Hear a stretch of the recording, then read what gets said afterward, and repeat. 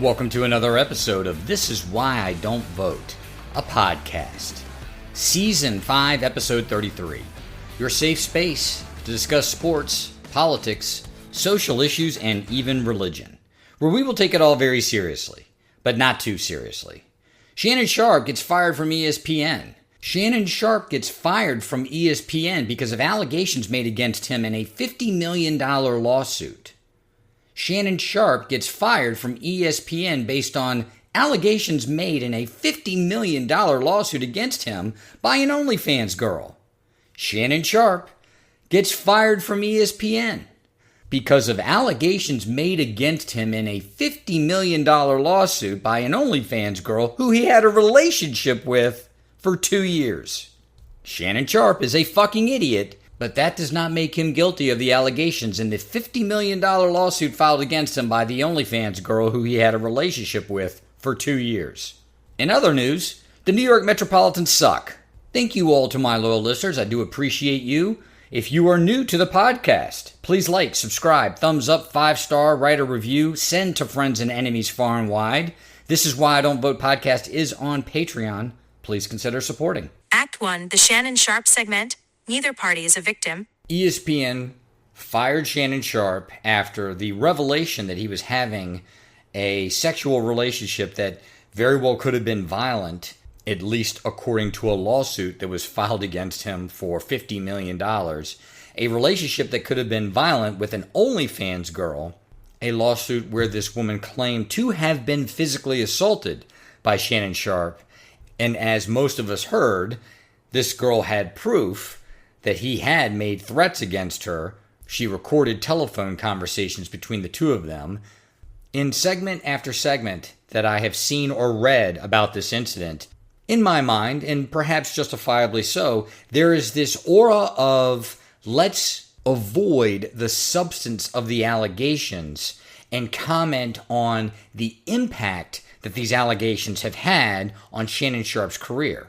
There have been some that have condemned Shannon Sharpe for what he did, operating in the conclusion that the allegations in this complaint are accurate. I have yet to hear many defenses of Shannon Sharpe, and therefore I'm going to provide one vis-a-vis this segment. And this defense is going to mirror some of the great defenses of people who've been put into this situation before by their own stupidity. It's admitting that Shannon Sharpe could be the dumbest motherfucker on the face of the earth. But being the dumbest motherfucker on the face of the earth doesn't make you guilty of sexual assault or of physical assault against a woman. I waited to do this segment. I actually debated whether or not I was going to do it at all. I saw a post today that allowed all these thoughts to come together, and I felt like now I was in the position to do this segment. What was that post? The accuser in this case, this $50 million lawsuit against Shannon Sharpe, the accuser came out and retired from OnlyFans. Did this woman state that this was a victory for women everywhere who've been under the threat of assault or actually have been physically assaulted by a man? Did this woman come out and say, I've reevaluated my life choices in light of everything that's happened to me, and I want to step away from an endeavor that so degrades my own self-worth and weighs so heavily on my self-esteem? No. This Zuniga girl, that's her last name, I believe it's Zuniga, Z-U-N-I-G-A, comes out with a statement using the news of the settlement as a platform to say, hey, I'm not going to do OnlyFans anymore, but I've got some exciting new projects in the works. I'll still be active on social media. Follow me there and keep your eyes open. Accordingly, a defense of Shannon Sharpe. I live, as most of you know, in Scottsdale, Arizona, very close, less than a $10 Uber ride, even with surge pricing, from Old Town Scottsdale. Old Town Scottsdale, that special, magical place of endless shallowness, of vacuous trends, of drugs and alcohol of all sorts, a place where those lost souls in need of external validation congregate. I can walk down Stetson to any one of the bars or clubs and at any time of night and in any direction throw a rock and hit an OnlyFans girl. But 5 minutes into any conversation that you could have, one quickly recognizes this is not someone to trust. This may be someone to party with. This may be someone to gossip about or to gossip with. This may be somebody to help raise the profile, the awareness of my social media. This is not someone to trust. Shannon Sharpe is a 57-year-old man. I am a 51-year-old man. Shannon Sharpe is in impeccable shape. You can tell that he clearly, by way of his diet and exercise, he takes care of himself. I pride myself on also taking care of myself. It is, and there's no doubt, gratifying if a woman half your age takes notice of you.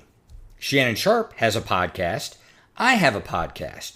Shannon Sharpe has a podcast that many speculated at one point prior to this lawsuit being filed could have warranted a $100 million contract with the likes of a Spotify. I have yet to secure a sponsor for this podcast. Why would I point out such a disparity? Because even I, with so little, know that the 24-year-old girl that takes an interest in the 51-year-old me has ulterior motives. That 24-year-old OnlyFans girl in Old Town speculates, maybe by way of my age, my profession, what I'm wearing, that I have money.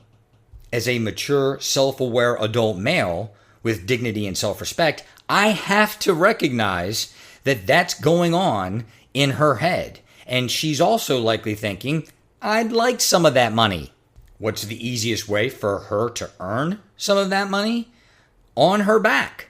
Seducing my dumb ass, making me believe that she's interested in me outside of some monetary or some other type of social validation. The 24-year-old OnlyFans girl in Old Town isn't going to throw herself at me. She's going to figure out whether or not I am worth, and let's put the italics around the word worth, whether or not I'm worth her time and effort. A man like Shannon Sharpe, though, he is certainly worth this girl's time and effort. He's high profile, not just on social media, but on legacy media.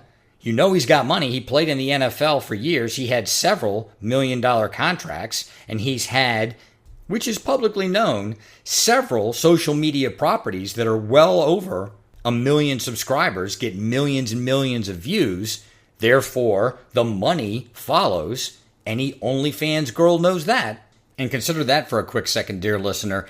OnlyFans girls know, they understand the monetization of social media, translating clicks and views on social media into dollars. Shannon Sharpe, having such a large presence on social media, strangely, the thing that those two had in common was the industry by which they were making most of their money. In contrast to any experience that I've had, these girls are no doubt throwing themselves at Shannon Sharpe. In addition, given that the occupation of the accuser is an OnlyFans girl, and given the texts that Shannon Sharpe's legal team released to demonstrate what type of person this Zuniga girl is, it's clear that they were having freaky sex, that they were into what we will categorize as more deviant sexual activities. And I do not chastise the man for having these types of proclivities.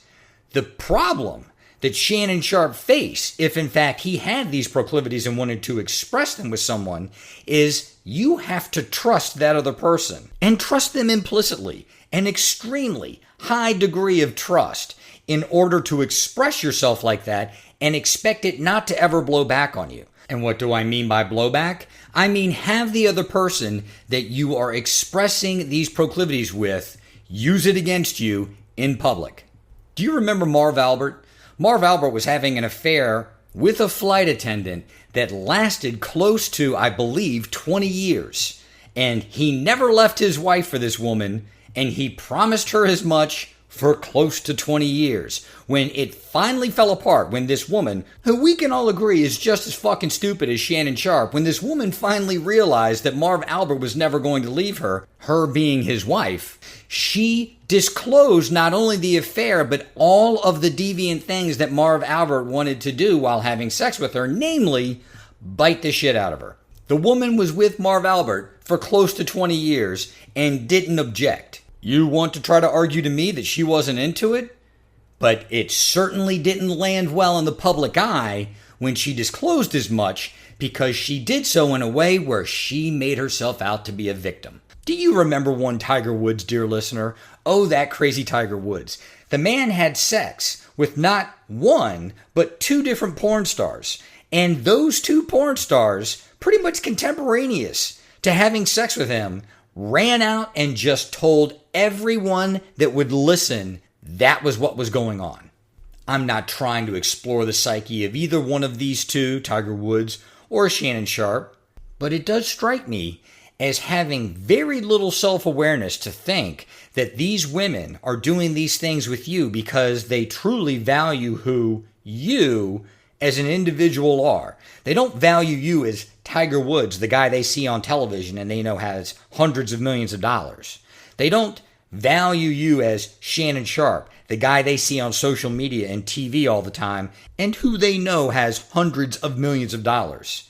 You must think that you're something special, that they would want to have this relationship with you outside of your fame and your money, yet you have to realize that no woman throws themselves at you to the extent that these women will, absent your fame and your money. You may be asking yourself, dear listener, where's the defense of this man? This is it.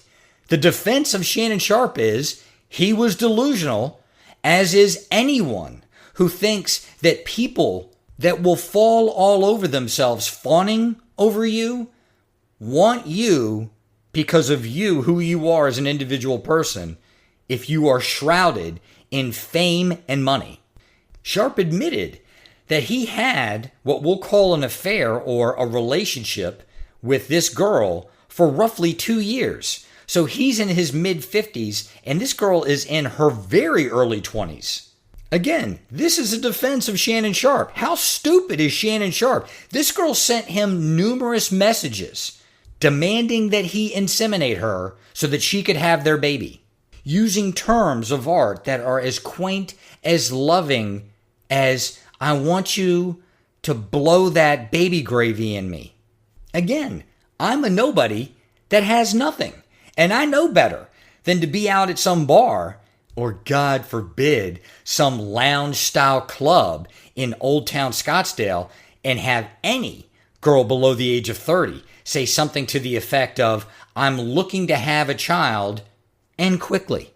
Bulls don't see bigger red flags from matadors than, I'm young, I'm dumb, and I want to get pregnant by someone who's older and wealthier. Shannon Sharpe has said that this is all a shakedown and that he's being targeted because he's a wealthy black man. The fact of the matter is he set himself up to be shaken down. I don't believe, and this is a defense of Shannon Sharpe, I don't believe the allegations of this girl. I don't believe that he physically assaulted her or sexually assaulted her, absent that being part of role play or some sort of sexual fantasy that the two of them were participating in. But in that way, I don't believe that Shannon Sharpe was a victim. How fucking stupid are you to put yourself in a position to be this vulnerable when you work for the mouse? You work for Mickey fucking Mouse. To be so brazen leads me to believe that there's a screw loose in there. Not that he is violent towards women, but there's a self-esteem issue there. There's a desperation there for validation that created this massive vulnerability. This all came through me well before what I saw earlier today being August the 13th, 2025.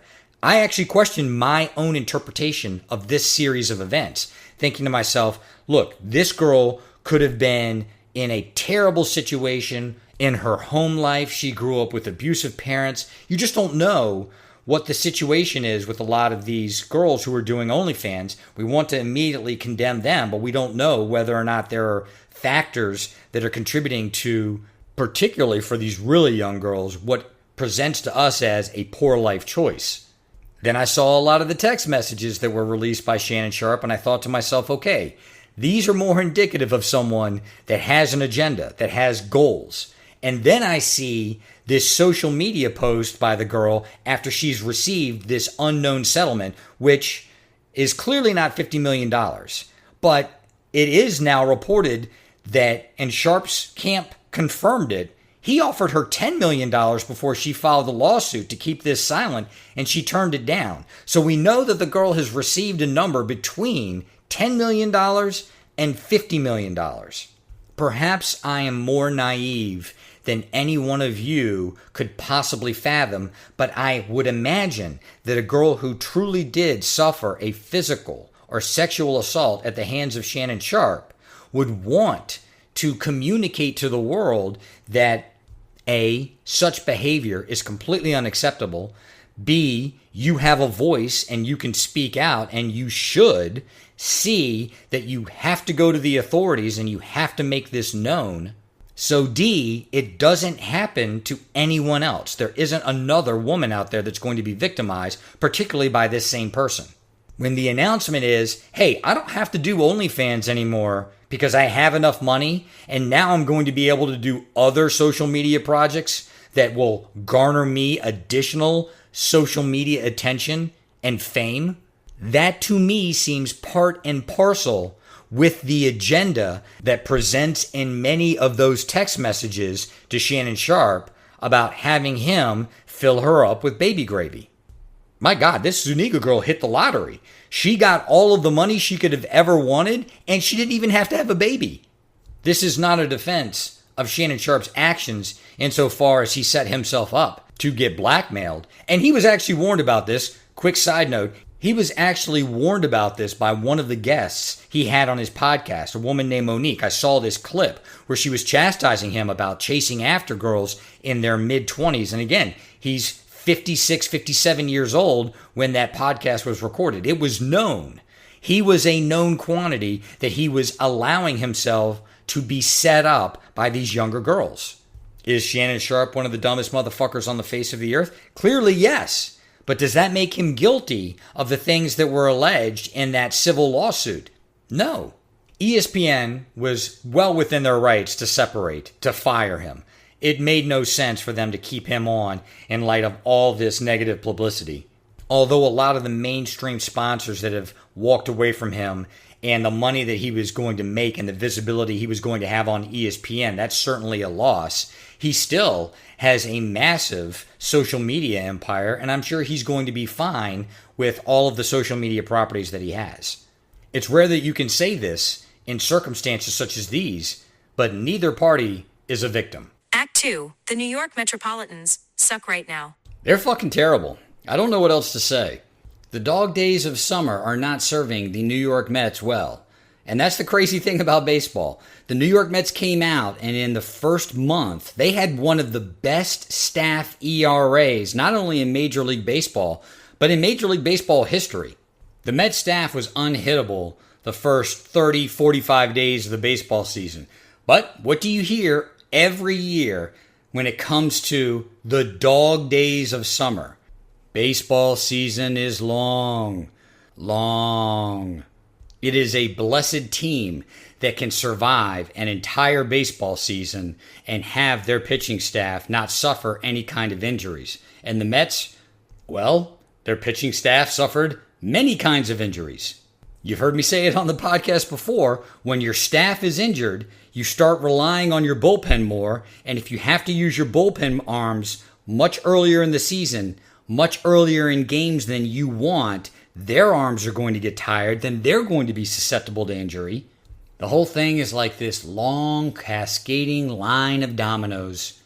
As it stands, the Mets, last night, August the 13th, the year of our Lord 2025, had a 6-run lead in the third inning. Top of the fourth inning, the Atlanta Braves, who my buddy Brian comes onto this podcast routinely and talks about this team, and noted in our Major League All-Star Break podcast, can't hit the side of a barn with a cannon That Braves lineup scores 9 runs in the 4th inning. I saw some stat, it's like the 10th time the Mets staff have blown a lead of 5 runs or more this season.